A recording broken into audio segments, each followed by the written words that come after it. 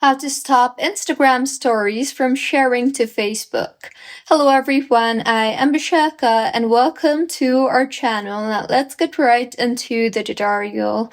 Firstly, go ahead and open the Instagram application on your device and then swipe towards the right on your screen and you will see the option for settings on the top right of your screen. Tap on that and then tap on the story option you see there and then scroll down to the bottom, and under the sharing tab you will see the option for share your story to Facebook. So simply go ahead and toggle off the toggle button for share your story to Facebook, and with this your story on Instagram will not automatically be shared on Facebook from now on. So this was about how you can stop stories from sharing to Facebook from Instagram. If you find this tutorial helpful, please like the video and do comment if you have any queries.